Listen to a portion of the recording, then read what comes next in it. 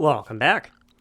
Last episode we talked about something I referred to as a sapper bait, which is a system of structures that encourages sappers to attack a specific location.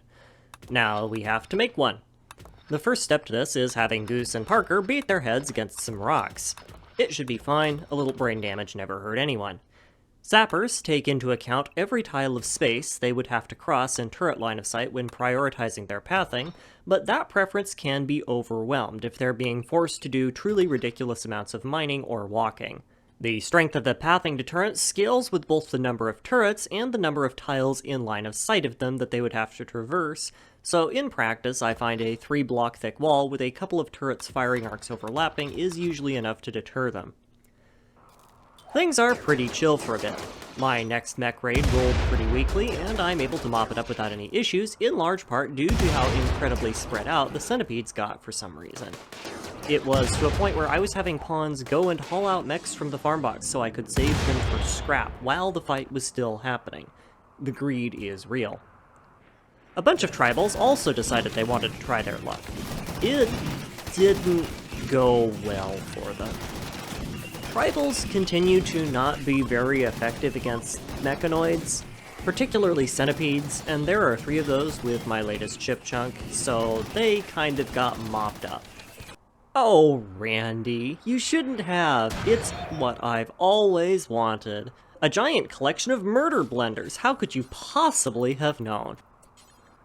Now you are a problem. Holy cow, there is a lot of you. The good news is that they're far enough from my firebox that the centipedes should naturally fall behind and let me clean the chaff out first. The bad news is that there's 6 centipedes with blasters, and I rather like my colonists at the moment and do not wish for them to be turned into a fine, slightly radioactive paste. I will spare you the details, but with some careful routing manipulation to divide the centipedes up and clump them together for happy grenade time, everything goes well here. The only thing of value lost in this engagement was Goose's right kidney, but you only need one of those, and they can be sourced from humanoid raiders perfectly reliably, so he should be okay once I get a second doctor to do a quick hot swap. In a stroke of excellent luck, Fiona rolls one of those creativity inspirations I was talking about earlier. Since she happens to be a very strong crafter, I immediately instruct her to channel that inspiration into making me another charge rifle. It ends up only being of excellent quality, sadly, so no death cannon for me, but if nothing else, that gives a decent upgrade to its accuracy, which never hurts. So this is why we make sapper bait. In this particular instance, all the raiders seem to be competing for Darwin Awards, since they immediately rush headlong into both swarms of mechanoids, but they would have plowed directly into my base if they hadn't done that, and would have done so in some inconvenient and unmanageable location. We need more fortifications pronto. So let's get on that.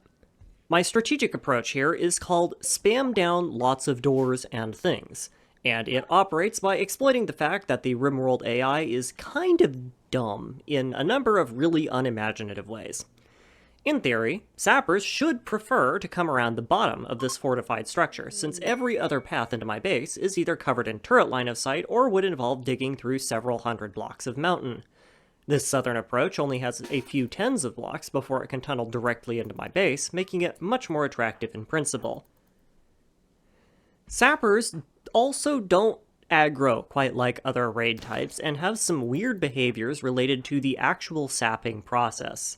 One of these behaviors is if I can drop the selected sapping units before they reach my walls, the entire raid will usually pause and then wander around for a bit before selecting another sapper. By repeating this, I can usually pick off quite a few units before they even begin digging, though this only works with humanoid raids.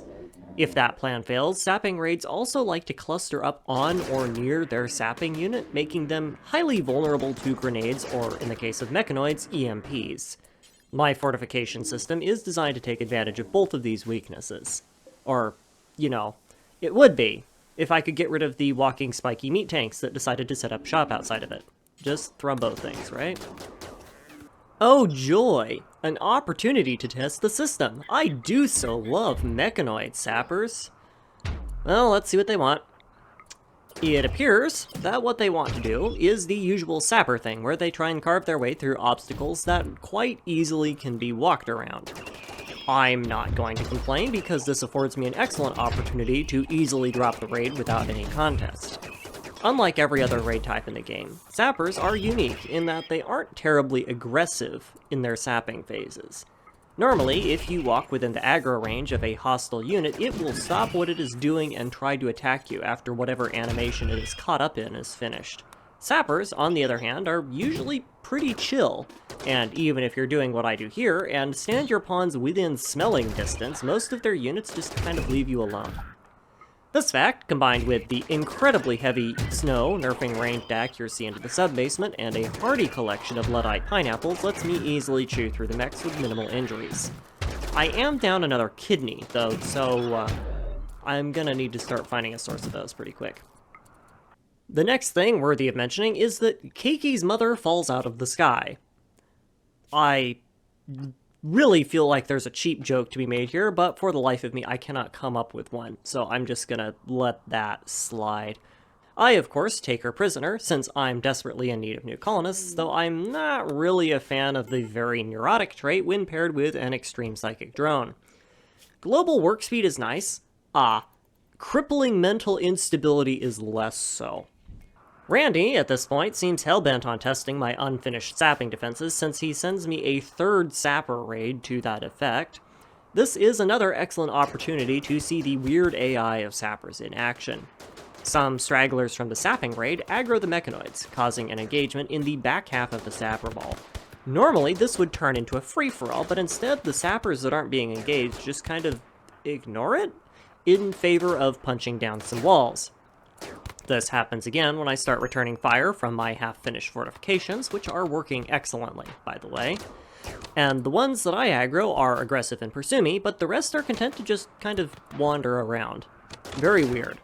Either way, the raiders got beat up enough by the mechanoids that they bail soon after, so I take the time to secure a couple prisoners and go on my merry way.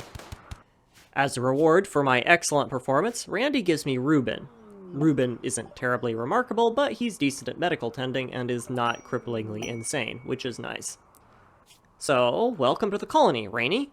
You get to be a doctor janitor. Have fun, don't tick off the angry garbage disposal units camping outside, and handle yourself well, and you'll go places, other than my stomach. Now that we have my static sapper fortifications finished, it's time for something completely different. Mechanoids make for great pets. But they tend to come with a lot of inconvenient baggage and the form of ship parts that turn my colonists into screaming murder hobos. This is, as they say, a problem. It isn't one that I'm going to fix, because, come on, let's be real here. Do I look like I want to take out psychic ship parts? No, exactly. What I can do instead, though, is start planning for the future. It's time to bug bomb. It may surprise you to hear this, but man-eating insects are actually pretty chill, as long as they don't decide to live in your bedroom. Like mechanoid ship parts, they tend to cluster together around their spawning point, which is defined by insect hives that appear as part of a hostile event. Unlike mechanoids, they don't have annoying ranged mechanics that friendly fire themselves into oblivion, they don't spawn with prefrontal cortex melting brain radiation emplacements, and they produce food and money in industrial quantities in the form of insect jelly. They also will eat your entire colony if you tick them off, and they really like to spawn in your bedrooms if you build them under a mountain, but that should be obvious and we won't have to worry about that for a bit. Because of my incredibly cold map, I am in something of a unique position in that I can control exactly where insects can spawn. The event that creates their hives only happens in a tile that is under a thick rock roof, isn't occupied by non-passable terrain items, and is above -17 degrees centigrade. That last one is key, because basically nothing is above -17 degrees centigrade on this map unless I make it that way, which means all I need to do to bait a hive into spawning is build a heater under a chunk of rock somewhere and wait. Absent anything else to do, it's expansion time. Mostly what I need right now are more pawns, but lacking that, more research, resources, and building space is a good alternative. Remember, my goal here is total elimination of all non-me life on the planet, and to get that going, I'm going to need to get scads of disposable soldiers geared up, which in turn is going to require scads more support infrastructure back at home. Of particular interest to me right now is getting fortifications built on all the soft parts of my colony, so Goose is going to be busy for a bit. Meanwhile, another part of my less than traditional fortification strategies is coming along nicely, in that my infestation just triggered. Interestingly, insects have a minimum temperature tolerance that is too high to thrive when winter hits, which is something I didn't really anticipate. There's a very real chance that if the insects break the heater or break out of their little cozy warm ball, somehow they are going to all go into metabolic stasis until it warms up again. Which would be hilarious, but it's also kind of counterproductive, so here's hoping that they don't do that. Bug bombing, where I chose, had some unintended side effects. Not only did the bugs break out, they broke out in the middle of a volcanic winter next to an enormous ball of scythers, and what happened after that is exactly what you would have expected when a colony of pawn-eating insects meets a horde of pawn-soldering synths. This is kind of the worst of both worlds, in that now not only am I down a ship of scythers, I'm also down a colony of bugs because their hypothermic slowdown isn't going to wear off until the volcanic winter is over at the bare minimum. Also, the volcanic winter froze my base so cold that all of my baby yaks' hooves froze off before I could build a heater, which was mildly inconvenient, but also just a little bit hilarious. It gets funnier, though. You see, the insect hives keep spawning new insects who aren't affected by hypothermic slowdown. Those insects then wander around for a bit and invariably tick off the mechs further back on the psychic ship part, who get mad and shoot them, taking chip damage in the process from the resulting counterattack. Since this reduces the number of insects in the hive then spawns more, and the process repeats, effectively coating the space between the two factions in a mountain of insect corpses. Which is fine. Insects come back. That's not a problem. The problem is, in the process, the mechs are also shooting their own ship part. I'm not sure why this isn't untethering them, but maybe it's because friendly fire? I don't know. But anyway, this goes on for so long that eventually they destroy their own ship part, which does detether them, and the vengeful mechs then immediately hoof it down to the insect hives, where they proceed to slaughter all of the hives, which detethers the insects, but they leave all of the sleeping insects alone because they're all hypothermically slowed, which counts as being down. They then start heading for me, forcing me to rouse the colony to deal with half a dozen heavily damaged limping centipedes. And since I now have an incredibly angry horde of sleeping insects that are detethered and ready to wake up and eat my brains, I then have to go down and slaughter all of the insects as well. The corollary to all of this is that I just took out 95% of 2 ship chunks and an entire insect colony using nothing but a heater. I love this game. Of course, this has the unfortunate side effect of jacking my colony wealth into the stratosphere while simultaneously removing all hostile deterrents on the map other than me. So there are some downsides, and my next raid is going to be a little bit tricky. I survive. There are definitely some close calls, but the real MVP of this engagement was aggro bouncing. My western fortification wall on the outside of the turret box isn't fully complete yet, so I opt to exploit a hole in that to slowly peel off pawns from the raid in the initial assault. Most of them aggroed onto turrets, resulting in them taking a very long and circuitous route around my base, giving me plenty of time to take out a first peel. After that, it's just a combination of me bouncing between doors, forcing raiders to run around a giant blob of stone to the north, peeling them off as they go. By the end of this, they're so spread out that I can pick off the fastest pawns on each side of the main group every time I do this, resulting in a brutally long fight and an enormous pile of bodies. But none of them are mine. Randy continues to aid in my recruitment efforts by sending me another colonist. They are actually really good, but to be quite honest, I don't care at this point, I just need more bodies to help maintain the base. Now that I'm attracting large raids, colony wealth is going to be nearly impossible for me to keep down. I need more pawns, I need them better armed and armored, and I need more work. Welcome to the Colony Mini, you have stuff to do. Conveniently, Randy also sends another psychic ship part of the female variety. I still only have 2 females in the colony at the moment, and both have psychic foil helms, so that's fine with me. I could use the extra defenses. Next to join the colony is Porcupine, now called Mariel. Welcome to the colony, Mariel. Get to work. Another raid, this time of mechanoids. It's not an issue. Frag grenades don't discriminate. The next round of trade ships is interesting, and between all of the insect jelly and thrombohorns I've collected, I have a staggering 6,600 silver worth of purchasing power. I opt to go for more advanced components, plasteel, and a crafting skill trainer for Fiona. They are my strongest crafter right now, and I need to get them cranking out industrial quantities of charge rifles. Grenades are great, but they struggle to take out centipedes. Mass charge rifle fire has no such restriction. I'm beginning to suspect that the way these ship parts work is that no more than one of each type can be on the map at a given time. I can't confirm this, but given the amount of times I've had them sitting around in this series, it seems highly unlikely to me that I've only had one of each without this being in play. As before, I want this one to sit. Defoliators are entirely harmless to me, so they are free to drop on by anytime they like. Philosophical wool gathering aside, it's time to once again test my new arsenal against my piratical friends. As mentioned before, sappers avoid turret lines, so there is 2 routes that I can see this going. Either they go directly through the western wall, which would allow me to pepper them from numerous angles, or they wrap south and try and go up through the rec room. Or they could land within aggro range of the Scyther swarm and get instantly obliterated. I've started skipping easier looking raids in my summaries because of this exact reason. Mech balls don't mess around, and there are very few things that actually reach my colony anymore. Regardless, the fact that a raid popped means now is my best chance to try and retrofit my turret box, so let's get cracking. Once I seal off the western access tunnel with the door, I have a giant walled space to clear out, and then I can start filling it with whatever I want. It's now my job to try and cram as much projectile throwing capacity in here as possible, respecting only the limitations of the terrain and my budget. This is trickier than it sounds, and I've yet to hear a convincing argument for there being an optimal design for one of these things. I basically have 3 options to play with.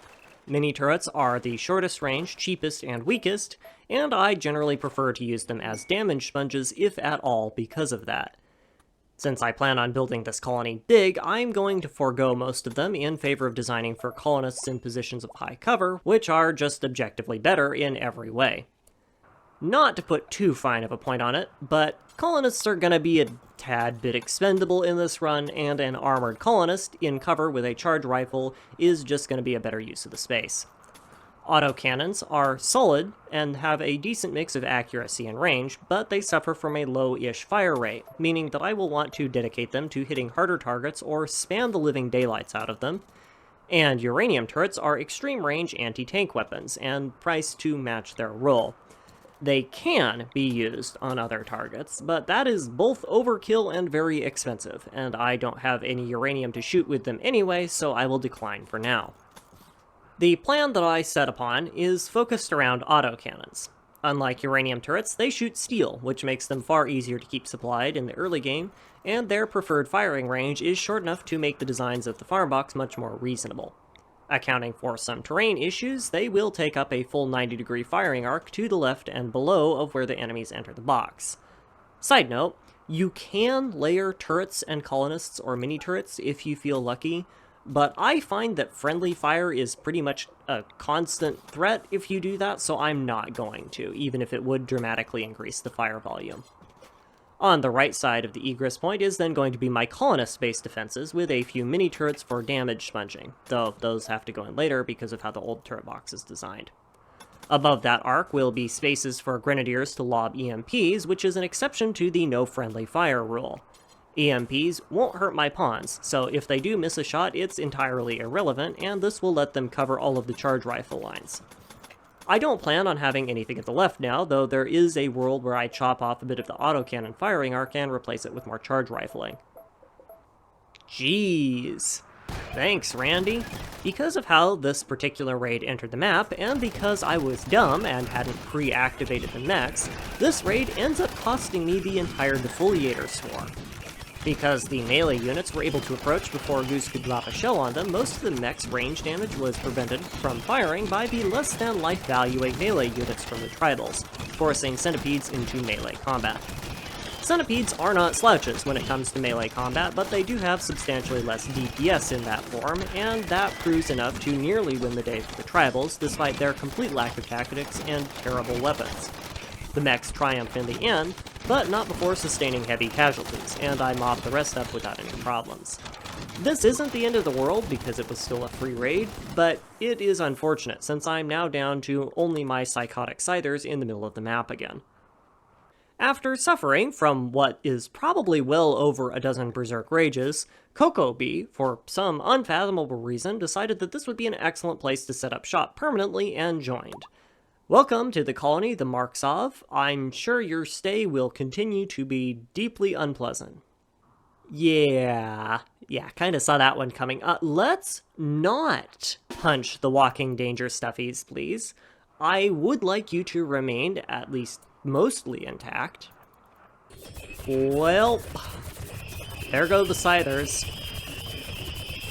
I mean, I guess they were beat up a bit beforehand, but still, it's kind of a Pyrrhic victory for this loss. I'm not complaining, though. At least it means I can get rid of the stupid droner now. Now that the turret housings are built up, it's time for colonist emplacements. Given that my existing turret box is more than a little bit in the way, this will get a bit messy, but the general idea is I want as many colonists crammed behind high cover, so walls, or failing that barricades, with line of sight on the exit point as I can. The way I arrange this is pretty simple. I stand a colonist with a charge rifle in the middle and make the fortification arc a couple of blocks in from that, and then just slam down stuff inside that arc. If I had mixed munitions, this would be a little bit trickier, but I've invested heavily into charge weaponry far earlier than usual because of the less than pleasant difficulty spike, so everyone is going to be pretty standardized. With that in place, I can do some general maintenance, drop down some barricades and turrets as distractions just in case I need them, and call it a day. Easy peasy. The problem is I don't have any steel for any of my new turrets. Oops. I'm far enough along in my tech tree that I have by now unlocked ground-penetrating scanners. This is your endgame ore production method, and it allows you to produce infinite amounts of all of the ores in the game by completing a fairly labor-intensive scanning process, at which point an underground vein of random ore will be spawned in on the map. Once you know its location, you can then build something called a mining drill over the top of it and have colonists extract the ore beneath. Fun fact about this mechanic, the underground mining options used to spawn in with the map and were entirely unrenewable. Drills didn't used to be movable and had a much smaller area of effect, and you could extract chem fuel from the deposits for some reason. The whole system was massively buffed quite a while ago into what it was today, though I will admit a certain amount of nostalgia for the old one. This does nothing for my immediate lack of resources, however, so I instead direct my colonists to start hauling in steel from whatever recyclable or mineable sources they can find of the stuff. Mech corpses, slag chunks, random buildings, whatever they can find, I'm not choosy. I don't have to wait very long for my first ore find, though this does display a weakness of the technology. The location that it spawns the ore vein in is random. This particular vein is all the way on the bottom of the map, making it very time-consuming to haul steel from, but I don't really have much of a choice. Get building, Goosey, we need those turrets up ASAP.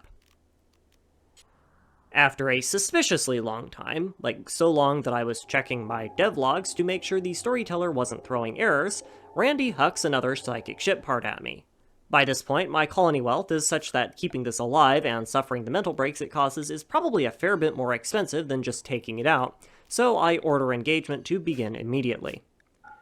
Mortar accuracy is affected by the shooting stat, and Goose is a fantastic shot, but there's only so much that they can do, and I'm unable to get the ship down to detethering range before they need a nap. After a siesta, Goose gets back to it, but weirdly is not able to break tethering around the ship chunk. The mechs don't seem to aggro from dropping the ship below 50%, despite the chunk being below that threshold, so I'm starting to wonder if it was changed so that they won't de-aggro until the ship part is entirely destroyed. This isn't really a problem, because I can just micromanage some shell extractions from the unbuilt mortars, and then crack the ship part that way, sending mechs running for my base. But not before giving them a solid beating. Mortars don't do a whole lot of damage, and they aren't terribly accurate, but they do damage in a wide area, and most of the mechs coming in are a little bit less than pristine. No complaints here. This is a pretty mild attack as mechs go, so the fight isn't super fraught with danger, but it does give me an opportunity to stress test some parts of my setup and refine their design. Other than some changes to mini turret placement and wall alignment, nothing much needs fixing. The only major change is I need to add some cable to power a couple of the autocannons, which were too far to automatically reconnect to a powered line, resulting in 3/5 of my static firepower not being functional. My pawns take a beating, but better armor and more pawns burning down mechs faster goes a long way into helping mitigate that.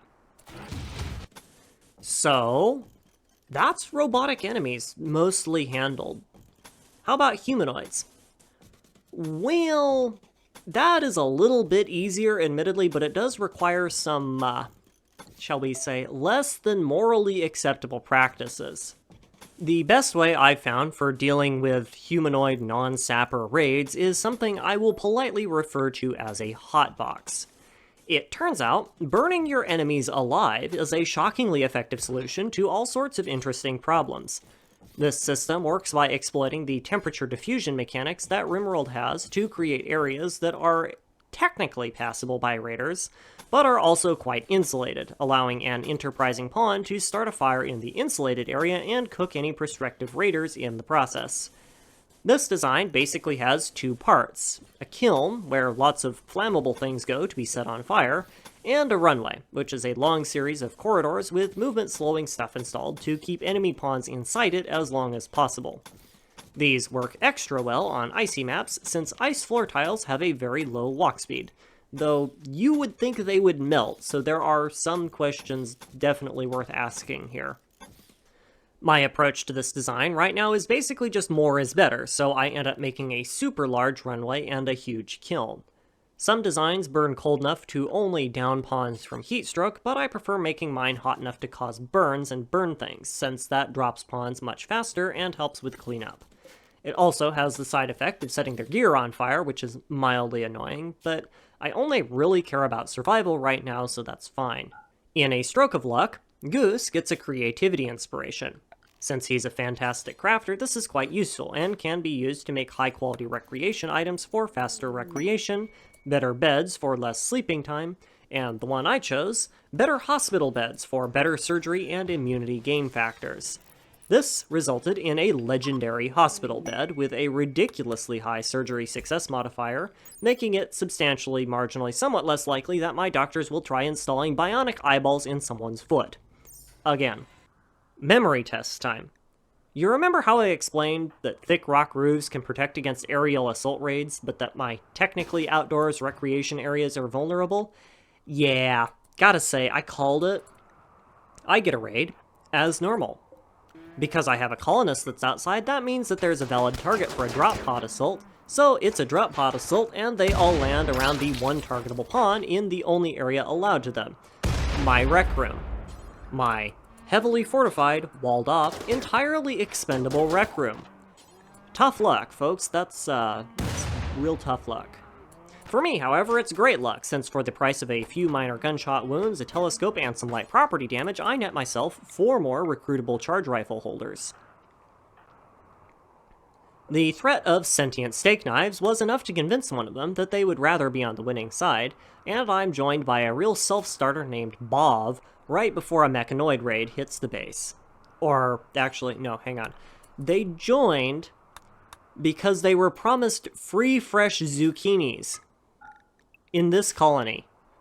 Good night, everybody. Anyway, Vincent, in addition to being dumb enough to believe that this colony is capable of producing any quantity of free, fresh anything, has the misfortune of being a brawler, which would be great if I ever relied on melee units, but is kind of terribly not useful at all. So they get nominated to be an EMP grenade patsy alongside the rest of the brawlers. The raid is all lancers and pikemen, and with a little bit of fortification, EMPs plus half a dozen decent pawns with charge rifles can entirely lock down raids like this by dropping the squishy mechs as they come in. The real issue is that there's so dang many of the things, and they take so long to get inside, that I'm dealing with some serious mental stress here.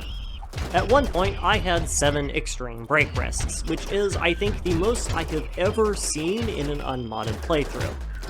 While the damage from the raiders was literally like a handful of bruises and 1 puncture, my colonists decided that, to protest the fact that I'm trying to keep them alive, they would have 2 catatonic breakdowns, an insulting spree in the middle of live combat, an attempt to slaughter all of my animals, a successful attempt to incite a prison rebellion, a temper tantrum, an attempt to blow us all up by destroying a mortar emplacement, and all of this because they were hungry, tired, and bored.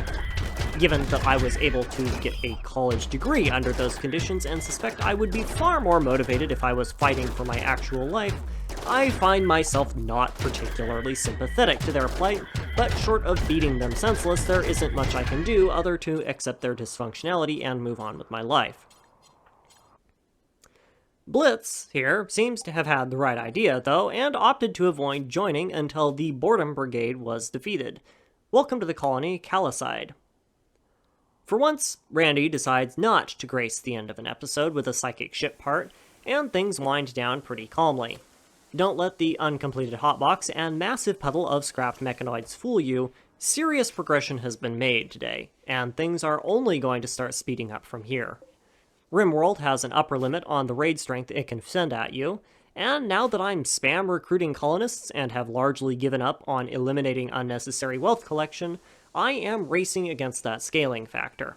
As long as I can keep upgrading my ability to deal, tank, or mitigate threats faster than raid scaling can keep up, I'm eventually going to blast past an upper limit, at which point the endgame task of sustaining the mass remote logistics network needed for world domination, without turning my only colony into a smoking hole in the ground, will start being possible. Thank you for your time, and I hope you enjoyed.